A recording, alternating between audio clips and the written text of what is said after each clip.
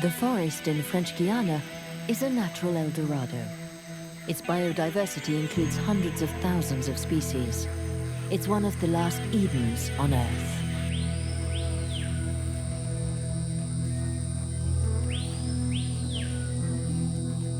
Its surface area is equal to a sixth of the size of France. It represents 5% of the Amazon rainforest. But while the Amazon's ecosystems have suffered from human presence on the other side of its borders, the rainforest in French Guiana still looks the same as when Christopher Columbus landed here.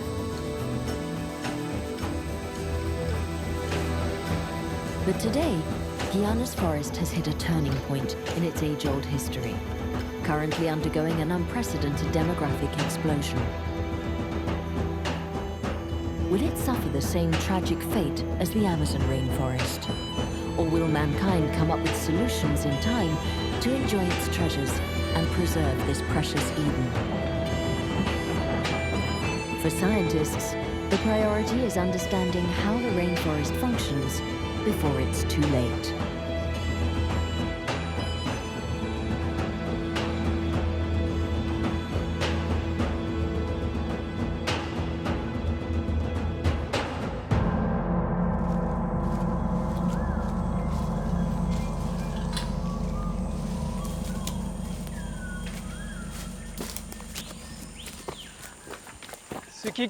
The density of all these trees and the luxuriance of this damp tropical rainforest, with its rich biodiversity, can be explained by the amount of energy the forest receives from the sun, of course, along with all the rain that falls to the ground. These elements are very important for photosynthesis and tree growth.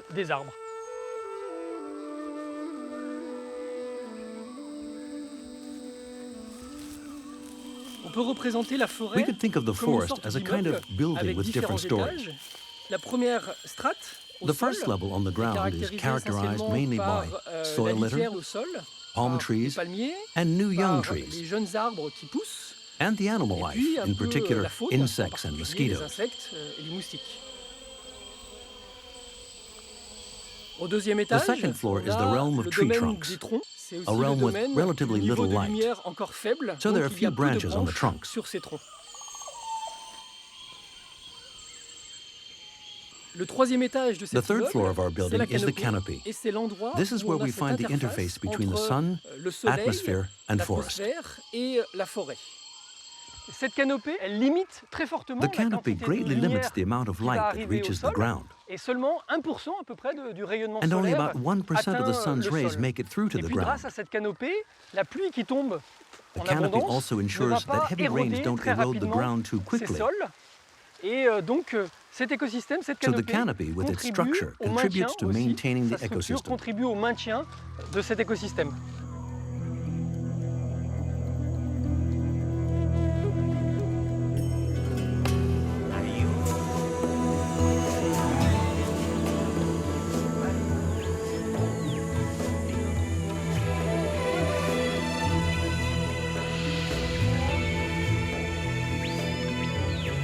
The canopy is the realm of at least 800 varieties of birds and mammals, such as toucans, capuchin, and howler monkeys.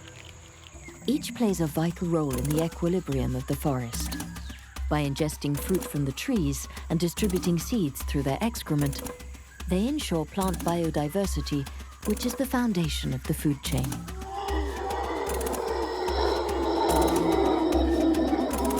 But far below on the ground, it's a different world altogether. Very few human eyes have ever witnessed what happens there after dark.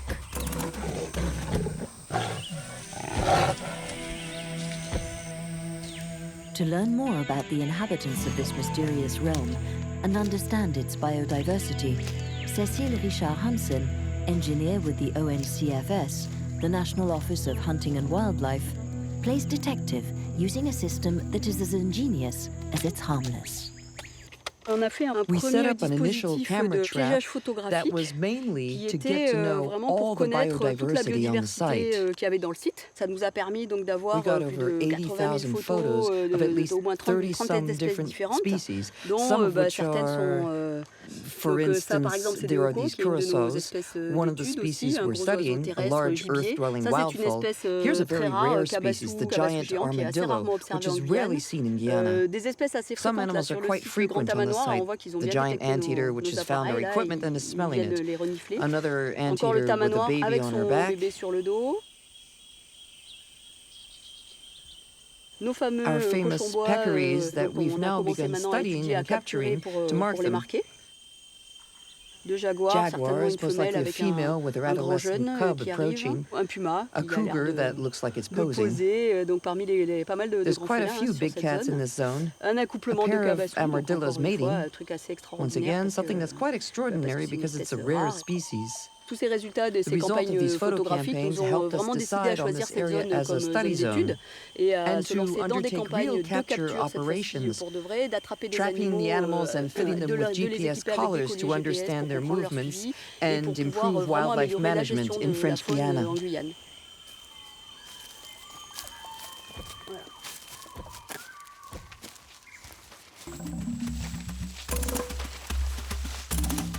Researchers are fascinated by two species that are key to Guyana's ecosystem. First, the peccary, a prey enjoyed both by wildcats and humans. But its biorhythms are still greatly unknown. Cécile Richard-Hansen built large pens to catch these creatures that move in herds.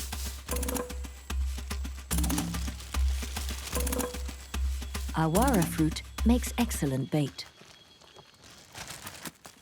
This species has suffered huge losses here without any explanation. There were numerous around 2002, but now there's hardly any left, and no one knows why. You see this trend in several areas of the Amazon.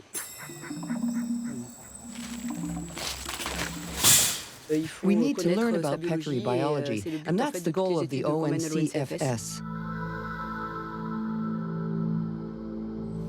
The other species concerned lies at the other end of the food chain. One of the peccary's major predators, the jaguar. This rare creature is a good gauge of the health of the undergrowth. Using the cries of a female in heat and those of frightened prey, biologist Rachel Berzins and veterinarian Chloé Rodrigue have laid a jaguar trap.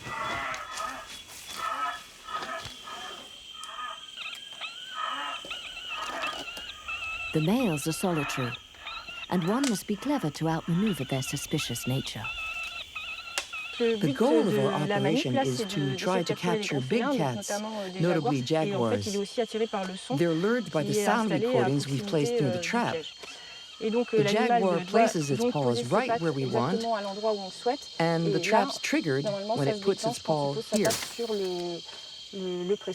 We make rounds every 4 hours, so the jaguar isn't stuck in an uncomfortable position for too long. Once the animal has been trapped, we come to see and carry out all the procedures to fit it with the collar and so on.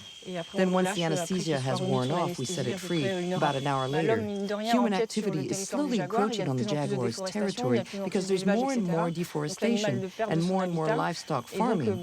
Jaguars are losing their habitat, so the long-term goal is to help them continue to coexist peacefully along with man. This small patch of jungle is only a tiny sample of the extraordinary wildlife that has burgeoned here since time immemorial, far from human eyes. And though hunting is becoming a problem elsewhere in the forest, the creatures here have nothing to fear, for good reason. 3, 2, allumage, EAP, décollage. The Guyana Space Center in Kourou is the launch base for Ariane rockets. The site is guarded by armed forces, which makes poaching impossible here. An unexpected blessing for wildlife.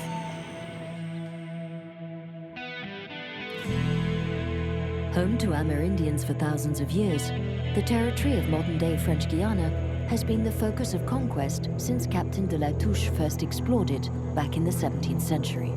But aided by epidemics that the region's mosquitoes held in store for invaders, the forest has always managed to drive man away. It also earned the reputation as a green hell, so much so that in 1846, France built a penal colony there. But even the penal colony's mission was to populate the country and take advantage of its resources. In 100 years, the hoped-for results never materialized, and the rainforest was abandoned.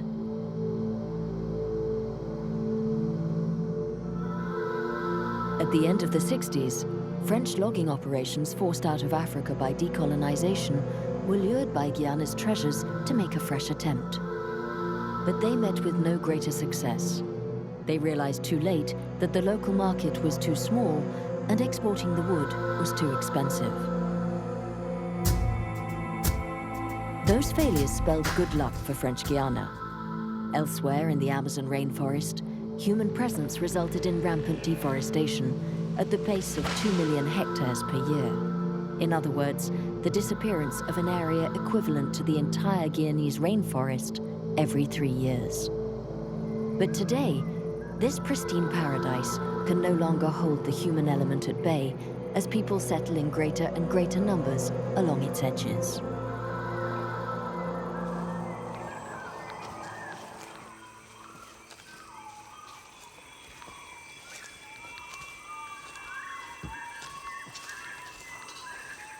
The undergrowth is a genuine laboratory that science teams study tirelessly.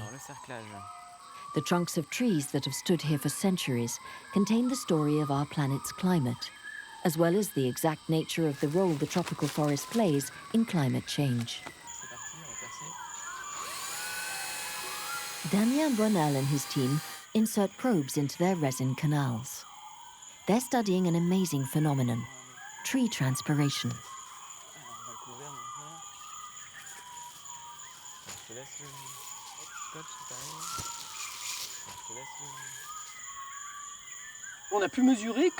For large trees, roughly 1 meter in diameter, we've measured that each day they give off 200 to 300 liters of water.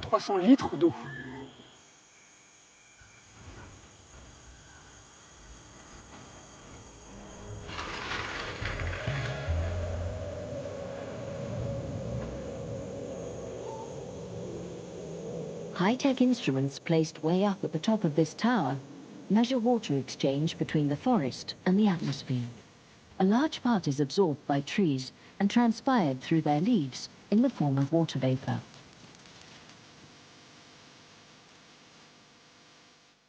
The transpiration is equivalent to about 60,000 liters of water given off per hectare of forest each day. That's 6 liters per square meter.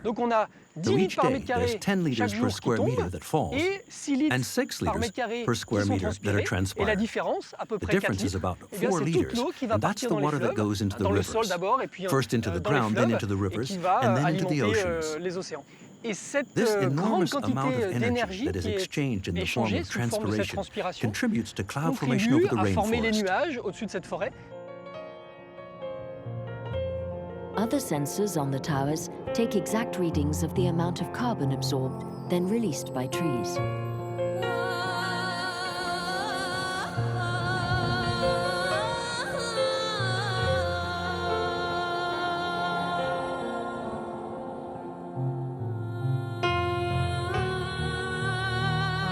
The results are clear. The rainforest absorbs more CO2 than it emits, which means less greenhouse gases wind up in the atmosphere. The Amazon forest helps the planet heat up a little less fast. If we were to cut down this tropical rainforest, then the planet would heat up faster than it currently is. That's why we say the Amazon rainforest controls the climate somewhat in South America, and more so it helps the climate of a small part of the whole continent. If humans were to destroy the rainforest, as they've done in the rest of the continent, it's not simply plant and animal life that would be endangered, but mankind itself. At a time when climate change and imbalance have hit a dangerous threshold, the preservation of French Guiana's rainforest is more important today than it was before. But isn't it already too late? Haven't humans already left their toxic print on the ecosystem? Though scientists can't examine the entire immense rainforest, they can take a close look at the creatures that ensure its survival. Recycling insects. This unflagging army allows plant life to regenerate. By studying their relentless laboring, entomologists can take the pulse of the entire forest.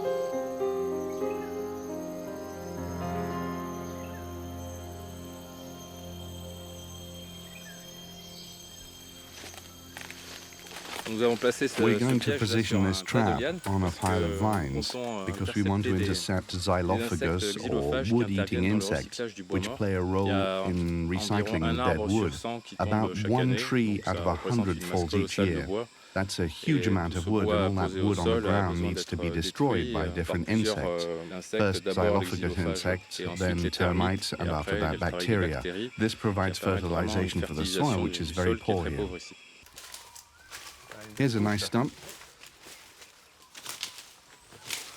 Let's see if there's any larvae.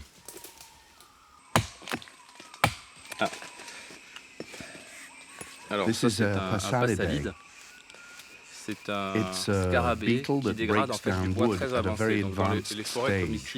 So in unmaintained forests like this, there are several trunks in a state of decay, and at this stage, there are quite a few species that are involved in completing decay and fertilizing the soil. Only 15% of the insects in French Guyana are known and catalogued. That's 15,000 varieties which are catalogued out of the 100,000 that supposedly live in French Guyana.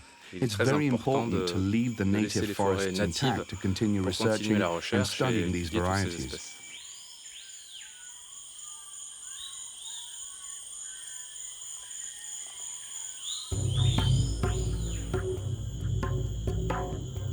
A light trap is the ideal tool for taking an inventory of the insects and evaluating the health of the forest.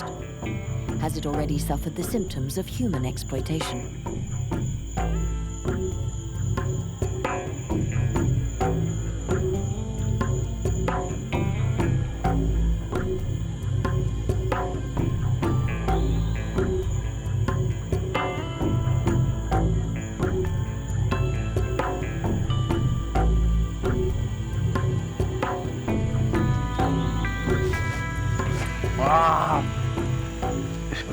I just got bit there on the side of my nose.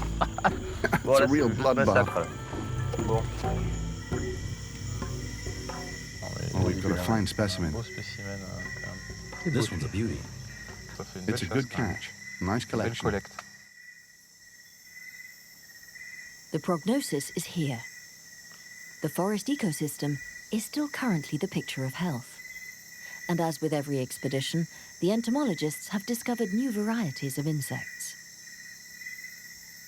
French Guiana is truly one of the last Edens on Earth, burgeoning with extraordinary and largely undiscovered nature. It's an age-old time capsule, a gigantic living treasure chest for science. But for scientists, a feeling of urgency lies behind the marvel. For one only need venture toward the coast to discover the changes that lie on the horizon.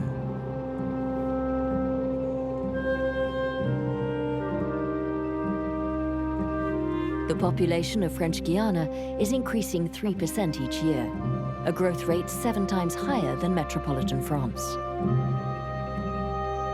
In the wake of this phenomenon, other trends are also on the rise. Hunting, land clearing for real estate development, the number of agricultural parcels, and the demand for wood for construction.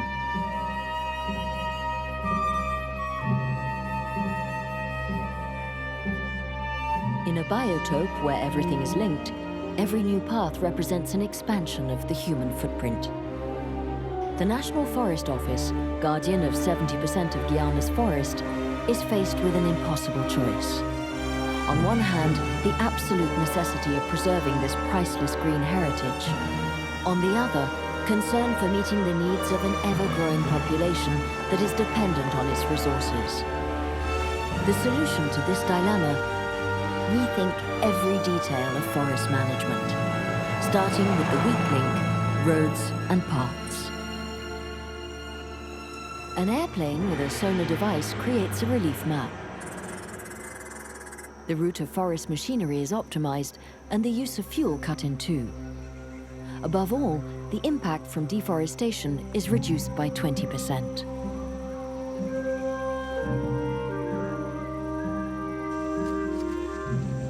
20% less deforestation is an important gain, considering tropical soil is sterile beyond depths of 50 centimeters. Each tree removed churns up nutrient-poor soil that will take a long time to rejuvenate. But beyond paths, it's urgent to optimize forest exploitation. For Olivier Bruno, this optimization is played out tree by tree.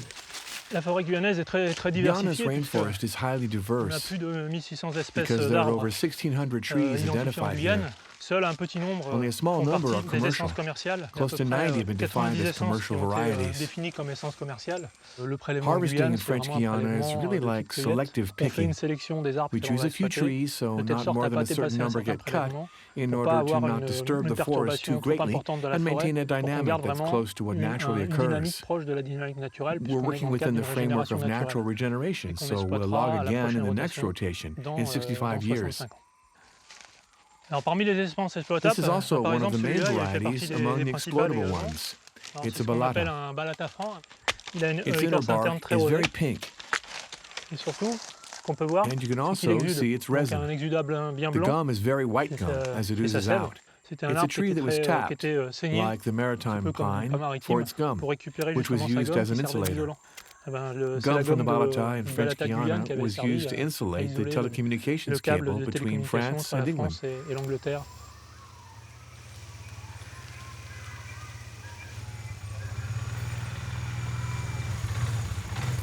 For each hectare, only 5 trees on average are felled. The ones slated for cutting are located by their GPS coordinates.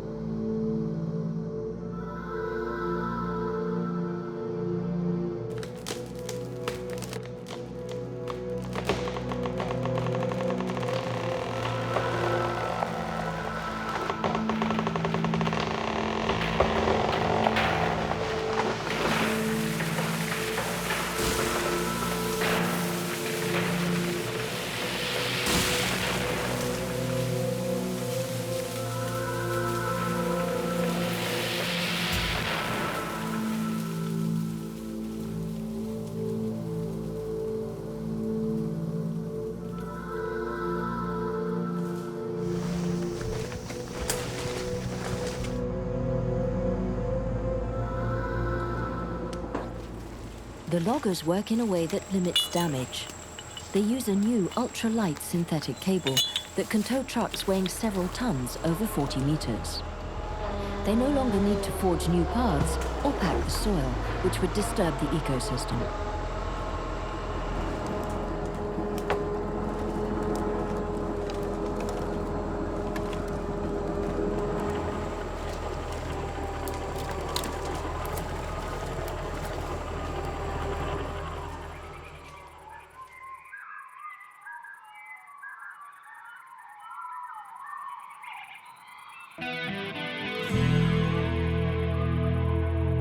The impact of industrial logging is thus kept relatively under control. But today, the forest is suffering from the impact of another practice, an ancestral one. Amerindians, a traditionally nomadic people, have always lived here in complete harmony with their environment. But over the last 60 years, they've become sedentary, a change in lifestyle that's creating problems for the forest.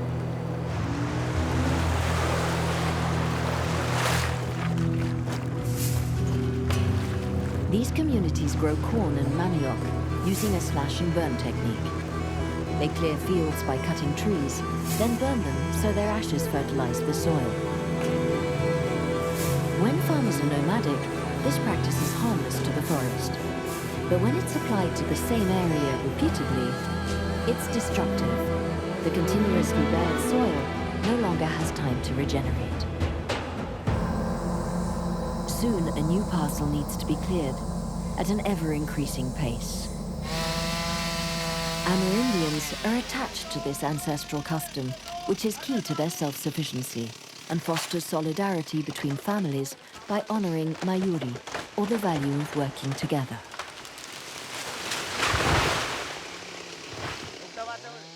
quand on fait du bois, nous, when we cut the trees, it's wasteful. Parce qu'on a beaucoup de bois qui sont bons pour There's faire wood du that's bois, good des for planches, making lumber or pour building faire canoes, la fabrication du pirogue. but we waste it with slash and burn. On gaspille quoi, pour faire la bâtie.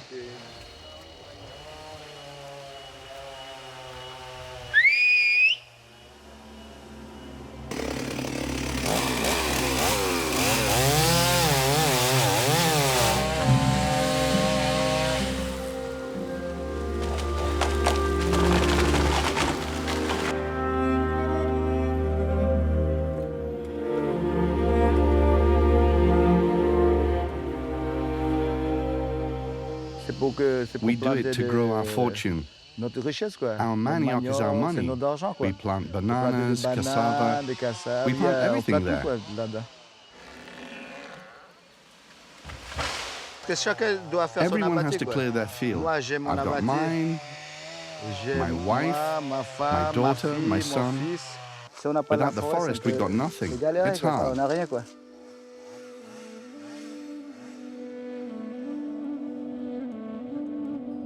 The problem of slash and burn practices is nascent in Amerindian territories, and it's become a real concern around cities. In order to reduce the frequency of cutting as much as possible, the Institute of Development has undertaken to increase soil yield. Because if the people are becoming sedentary, they may as well make the most of these new agricultural zones.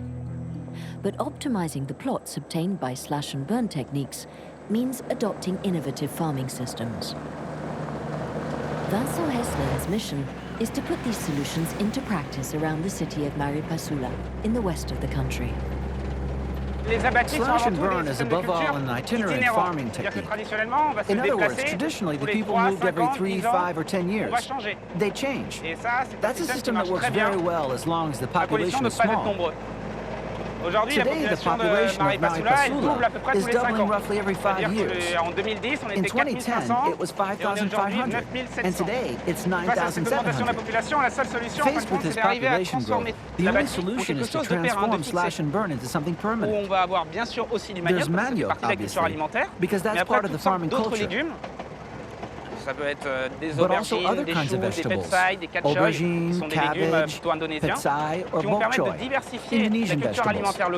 Crops that diversify local food cultivation and diet, which therefore benefits the people and improves production and yield of their farming practices. Mrs. Deal, a farmer in Maripasula, agreed to follow Vincent's advice.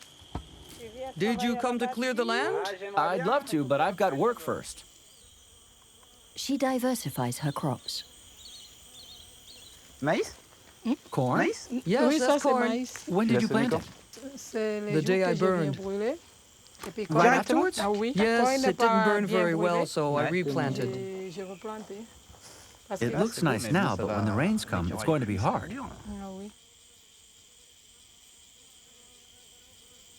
Among the burnt logs, we find banana trees, peppers, pineapples, manioc, aubergine, and watermelon. Over a dozen different vegetables in all. Here we see what really is the most traditional practice. And it's an effective one in terms of making to do with what you've got, being able to grow something in a tropical zone. You cut, you burn, and you've got clean soil that you can plant in easily. All that without any fertilizer or farm equipment. Mrs. Deal knows that in a few years, the soil of her plantation will be too depleted. So she'll have to use green manure, which is more fertile in the long term than a bed of ashes. But although the technique has proven effective, it's far from being the obvious choice for farmers. If we use green manure, in other words, sow plants intentionally to create vegetable biomass that will create fertility, it works very well. We know how to use it. On the other hand, it means you have to work your field to sow something that brings you absolutely nothing. You aren't going to harvest something to eat or something to sell. However, you're going to produce fertilizer that will regenerate the land so you can grow good crops afterwards. But that's sometimes hard for farmers to accept. To hear, Go toil away in your fields to grow something you won't be able to harvest. Instead, just leave it all on the ground. Then later on, you'll be able to plant. A lot of our work is setting an example, showing them how these practices work and why they should use them.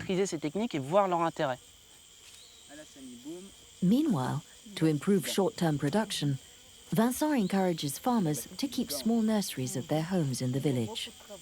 Soon, they'll be ready to put their already robust plants in the ground on their parcels of cleared field.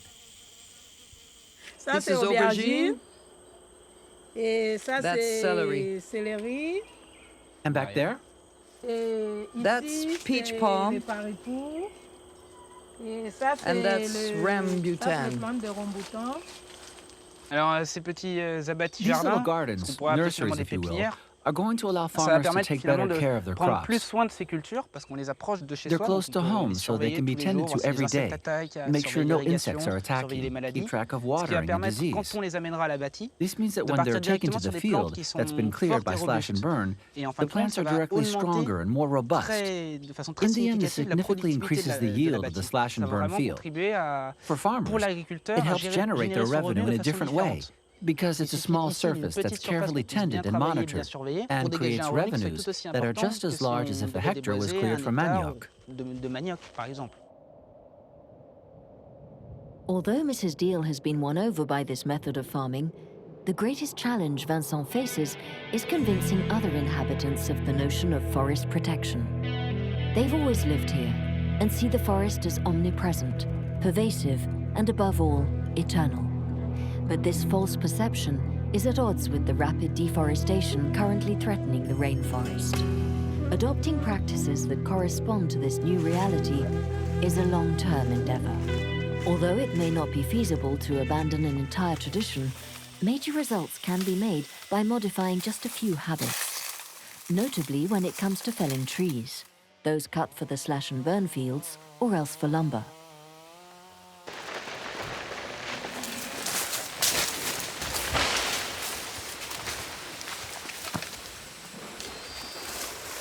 Instructors from the Guyana Amazonian Park teach a new felling technique that brings loggers a 30% gain in the volume of usable wood. After checking the natural lean of the tree, only 5 cuts with the chainsaw are needed. A hinge is sawed between 1 and 2. A back cut heel at 3. The tree is cut in a safe manner and falls with lower risk of splitting. If felling is done correctly, you get a lot more wood. If there are splits, you lose a lot of pieces of wood inside. Before, they used to fell trees without sounding them, without sticking a probe into the base to see if it's hollow. If the tree's hollow, we leave it standing because it's a seed tree that will provide seeds for the future. We don't cut it down.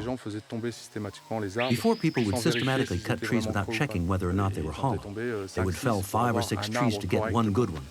There were lots of cracked trees, lots of waste. Now they fell a lot fewer trees with this technique, or they will do since they're still learning. It's mostly a matter of breaking old habits. That takes time, even with professionals. These internships are intended for Amerindians. Carpentry, woodworking, construction. There's no shortage of projects in the community. Though they don't provide a quick solution to deforestation, the dialogue helps raise awareness among the local people about the need to protect their heritage.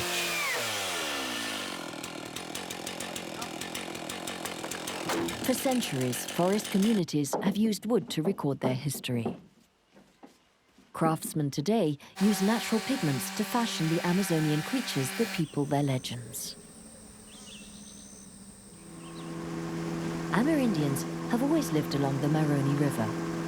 They fish in it, swim in it, bathe in it. Their existence depends as much on the forest as the water that runs through it. But a few years ago, the river began to carry contaminated mud, as toxic for man as for the environment. The culprits, garamperos, gold miners, whose numbers have doubled in the past 2 years.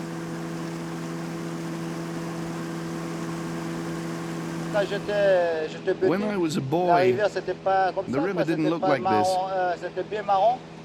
It wasn't brown like the color of milk chocolate. It's because of the prospectors. They pollute the river. Lots of trees have died. It's pretty sad. The gold panners come across the Moroni River from Suriname. French Guiana is helpless. The muddy water is caused by suction dredging that sucks up alluvion in the riverbed, and the toxicity of the mercury needed to fuse the gold flakes together. The rise in numbers of illegal gold panners has profoundly changed the habits of French Guiana's Amerindians. They're now wary of the fish in the river and fear for their safety. Others have started to benefit from the gold trade. The entire Amerindian culture is being turned upside down for a few nuggets of gold. The French government is aware of the growing danger. It's forbidden the use of mercury in official mining operations and is seeking solutions to fight against this new illegal gold rush. Scientists with the WWF and BRGM, the French Geological and Mining Research Bureau, are trying to establish the chemical traceability of gold treated with or without mercury to improve the market. The forest needs sustainable solutions for the problems it faces today, but the government cannot act alone. It's urgent that we shift our understanding of the rainforest and put that to work for the future. The forest is abundant and able to provide those who respect it with everything they need. But in order to find its other treasures, we must learn to look off the beaten paths.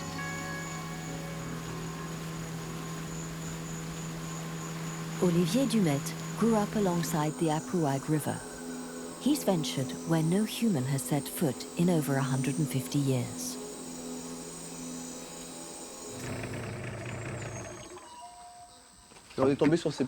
We discovered these hidden cacao plantations. Gradually, our passion for them grew. All these big leaves are cacao trees, growing on both sides of the canal. During the rainy season, the river overflows and deposits tons of alluvium.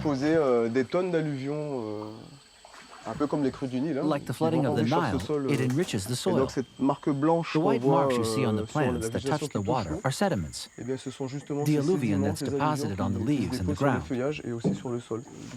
This is fertile ground. The taste of the earth gives it that smell. See where the mud glistens like that? That's the fat of the earth.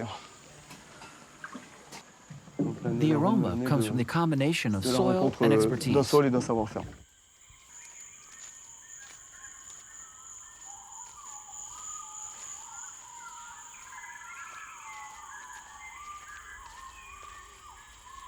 These cacao trees were part of a former plantation that was abandoned when slavery was abolished in 1848. They've adapted perfectly to their original wild state, and today produce high-quality chocolate. Cacao trees grow in the underwood. They can grow in the shade of taller trees and continue to thrive today.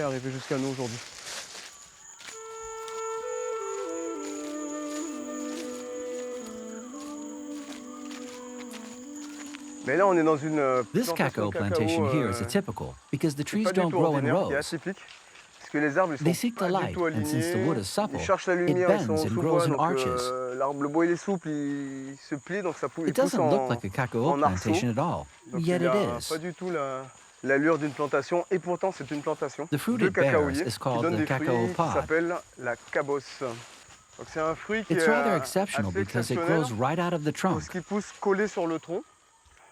In a couple of months, they'll turn yellow, and that will mean it's time to turn them into chocolate.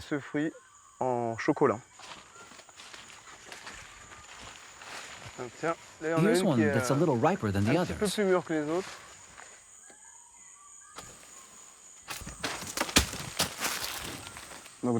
Inside there's a white pulp that surrounds the seeds. The seeds are what we use to make chocolate.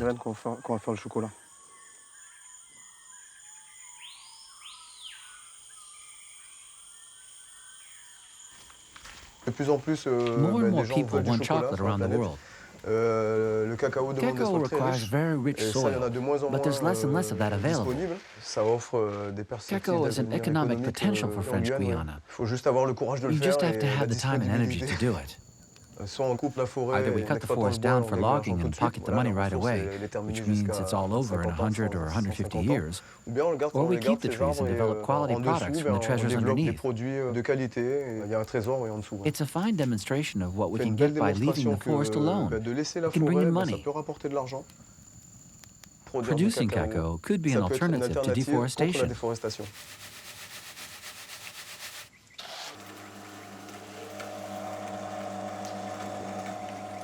Olivier Dumet roasts his cacao using methods he learned from Amerindians. He's combined past and present to transform this patch of land into a nurturing forest garden. A successful adaptation in keeping with the times that echoes another redevelopment, inspired by the initial inhabitants of the forest, that of medicinal plants. Mimi Sekou is an Obia man, medicine man. He's one of the last people alive to still know the secrets of French Guiana's plants. He lives along the Maroni River in a protected area.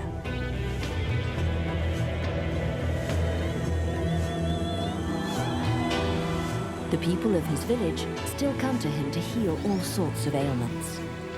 Mimi Sekou's decoctions treat colds as well as nightmares. He's living proof that the forest has infinite therapeutic potential that could prove a treasure for our future. We use these remedies only very rarely because there are medicines today. We used to use a wide variety of plants for healing. Today, since we have medicine, we go to the clinic more often, but we can choose to use our traditional knowledge for healing if we want.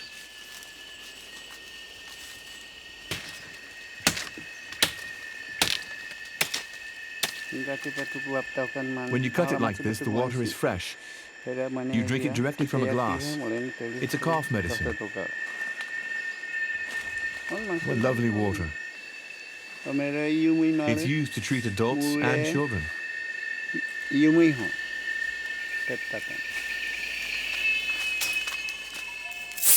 The traditional Amerindian pharmacopoeia is extensive.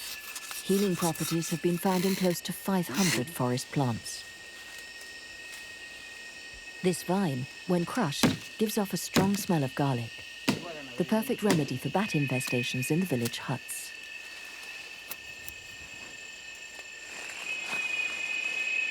The tree that repels bats is the kua pokan. It also chases away fever. Here it is. Kanike is used to treat small wounds. This here and this here. You use this. You remove the thorns, rub the bark, and then you plunge it in water. Then you wash with it. I'm the only one who knows these remedies. If we bring young people into the forest, maybe they'll remember something.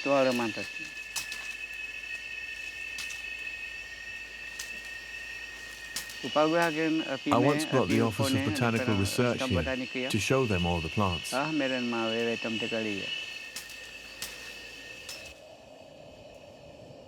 Little by little, scientists are taking over from Amerindians to discover the incredible properties of the plants in French Guiana's rainforest. Emeline Well is hunting for a particular compound that eradicates instead of heals. She's looking for something that will kill mosquitoes. The mosquito claims 1 million victims a year and has become even more of a threat since the emergence of the Zika virus. But in a bitter twist of fate, it's human actions that allow its larvae to multiply. When the ecosystem is disturbed by deforestation, the food chain is thrown off kilter. Among its victims are entomophags, predators of mosquitoes. The forest then becomes a dangerous breeding ground for pathogens. We're looking for products that are toxic for the larvae of a mosquito called Aedes aegypti, the mosquito that spreads dengue fever and chikungunya.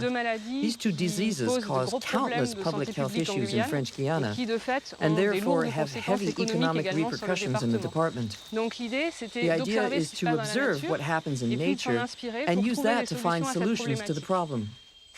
We've picked this spot to collect plants because it's an area without many resources.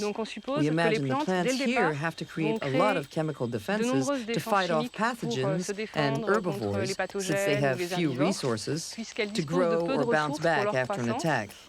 We hope that by gathering plants from these areas, we'll be able to find new active compounds to help us in our fight against mosquitoes that spread disease to man.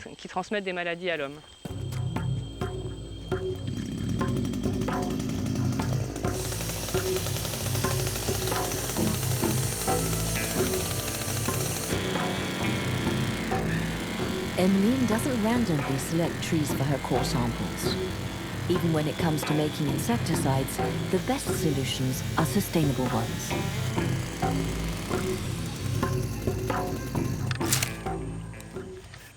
Here I take a core sample from a determa. These trees are widespread in French Guiana's forests and are mainly used in construction. You can see three zones. Here we have the bark, the outer part of the tree. The lighter part here is what we call sapwood. It's the living wood, where all the tree's vital processes take place. This part isn't used at the sawmill. At the tip of the core is what we call heartwood or perfect wood, which is what we use for building, furniture, and woodwork. What we're interested in is the compounds in this part of the heartwood that contribute to the tree's chemical defenses. So this is the part we're going to study at the lab to extract the compounds to test their applications and properties.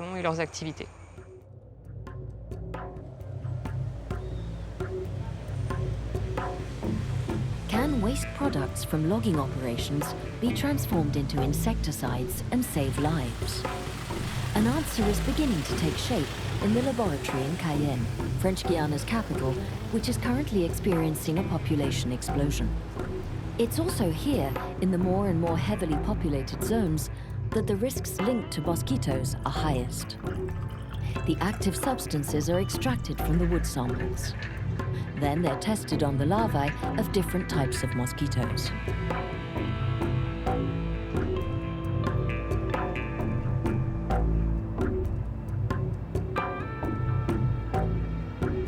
The researchers need thousands of mosquito larvae for their experiments and keep them under close supervision. If the adult mosquitoes manage to escape, Guyane would find itself dealing with a serious health crisis. Are you ready? Yes, all set.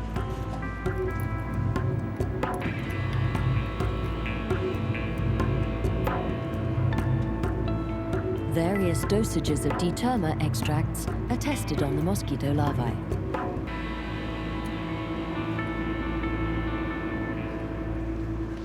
The good news is that we don't see any larva movement in the test tube where we added the plant extract. When we compare it to the control tube, we see they're still very active. So that's good news. It means the extract is very promising. For us, the goal of this insecticide project is to provide elements that favor the development of plant-based insecticides. The appeal is that since this kind of product is made with natural ingredients, it's more biodegradable as well. So we avoid the problem of environmental toxicity that we could have with insecticides of synthetic origin. D'origine synthétique.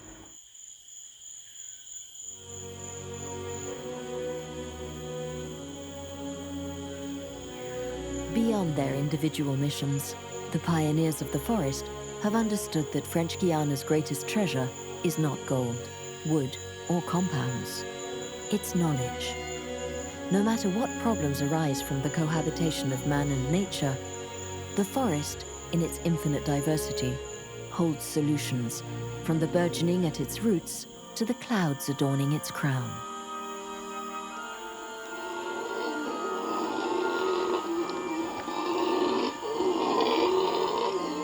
The Forest of French Guiana is an open book, available to whoever takes the time to read it. And within its green lines, This patch of green land, so small compared to the entire Amazon rainforest, could very well point the way towards a sustainable future.